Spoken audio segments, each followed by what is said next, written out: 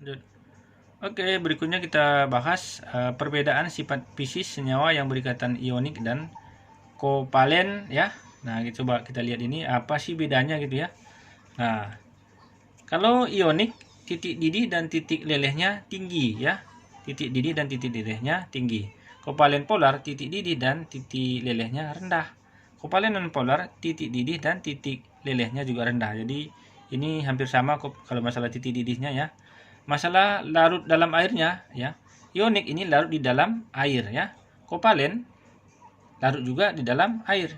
Kayak kovalen polarnya ya. Kalau kovalen non polar tidak larut dalam air ya. Kemudian larutannya dapat menghantarkan arus listrik. Ini larutannya dapat menghantarkan arus listrik ya. Sedangkan ini larutannya tidak dapat menghantarkan arus listrik ya. Lelehannya dapat mengantarkan arus listrik. Kalau ini lelehannya tidak dapat mengantarkan arus listrik. Kalau non polar lelehannya tidak dapat mengantarkan arus listrik ya. Jadi coba kita lihat contohnya seperti ini ya.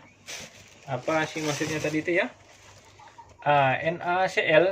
NaCl ini kan tadi ikatannya adalah ikatan ionik ya. Jadi kalau NaCl ini nanti kalau ditanya sifatnya, titik didihnya tinggi itu yang pertama ya. Titik lelehnya juga tinggi ya. Larut nggak dalam air? Larut dalam air karena ikatan ionik di sini ya.